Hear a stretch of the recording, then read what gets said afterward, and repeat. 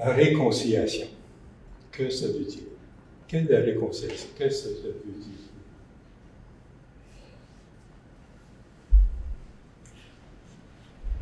Le mot n'est pas assez fort.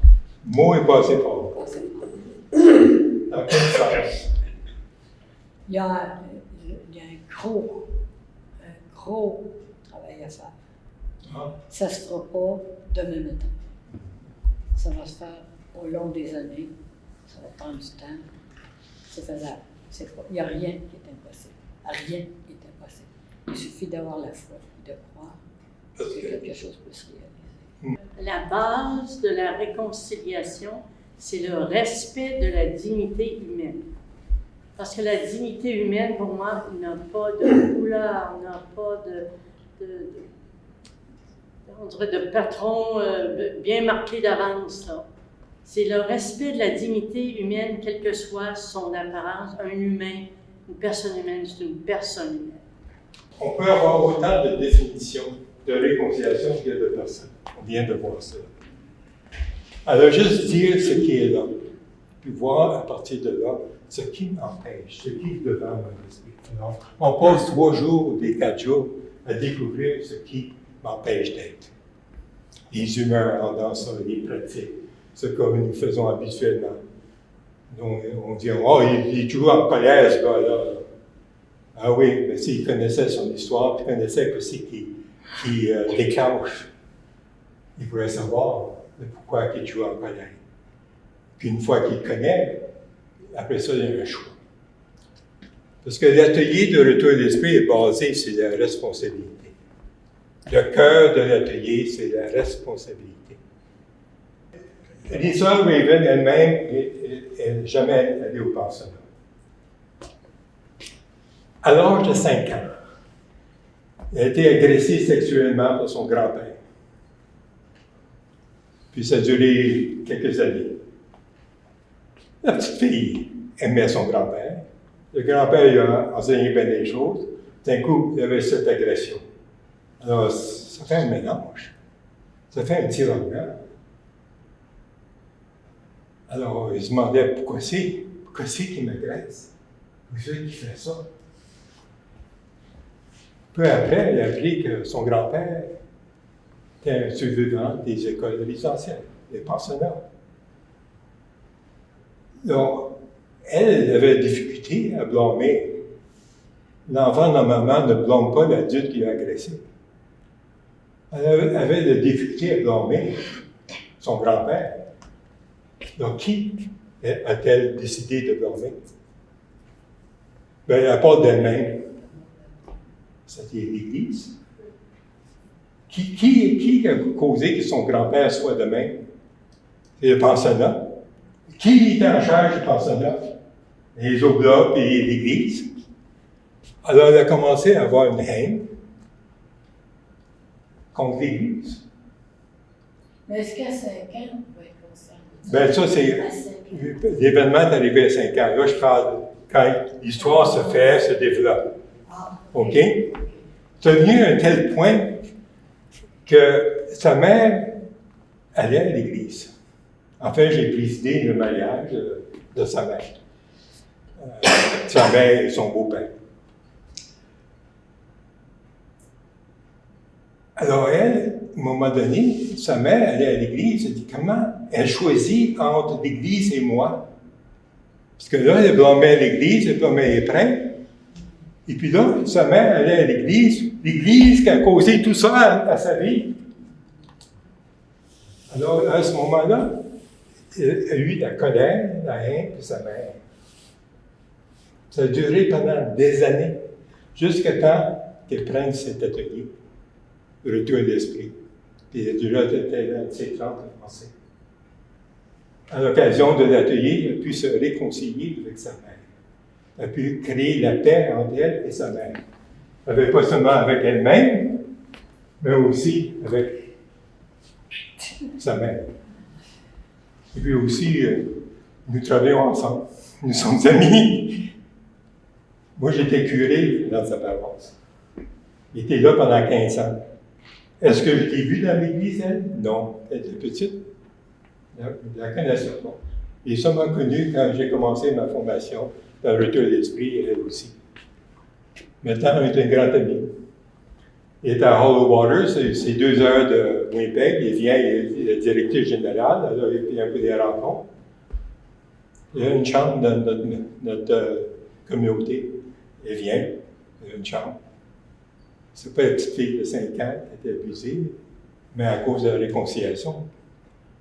Mais, l'expérience qu'on a eue il y a 3 ans, 4 ans, on était venus ici au Québec pour rencontrer le Conseil des évêques, qui concernait justement la relation avec les Autochtones, pour présenter le retour d'esprit. Elle arrive, et puis, en bon québécois, on parlait tous français. Et elle ne comprend pas un mot français. Tout d'un coup, toutes les choses se sont montées, et ça montait, pas importante, j'ai commencé à voir qu'il y avait une réaction physique, j'ai commencé à voir qu'elle faisait une histoire. Elle a pris l'occasion, elle est allée à la chambre de bain, puis elle s'est réentrée. Elle a reconnu une histoire, elle s'est de côté, tout ça, pour qu'elle puisse, après ça, faire une présentation. À un moment donné, il attend quelque chose autour des abus sexuels. Ça déclenche quelque chose, mais vu qu'elle a fait son cheminement, sa réconciliation, elle peut faire, à ce moment-là, prendre la responsabilité et le choix et le laisser aller. Alors, c'est pour ça que la réconciliation, de toute façon, d'être. À un moment donné, il faut avoir comme Roger qui disait, un moment qui a pris conscience. Qui a pris une conscience de ce qui... Pourquoi c'est qu'il faisait ça? Ça l'a lâché. Alors, quand je prends conscience de ce qui est devant mon esprit, et il nomme des choses que ça m'a fait, je ne peux pas retourner. Une fois c'est conscient, c'est conscient. Depuis d'affaire de mettre dans l'inconscient. Là, c'est de la transformation. Puis la transformation peut arriver de même. On fait des changements, c'est des petites décisions. On va améliorer ça, on va améliorer ça. C'est pas la transformation. La transformation arrive de même. D'un coup, j'ai une conscientisation d'un élément. Et à ce moment-là,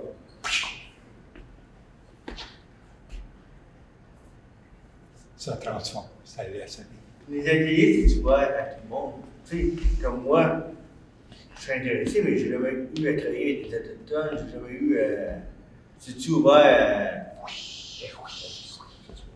Oui. Est-ce que tu as besoin de la réconciliation, Nathalie?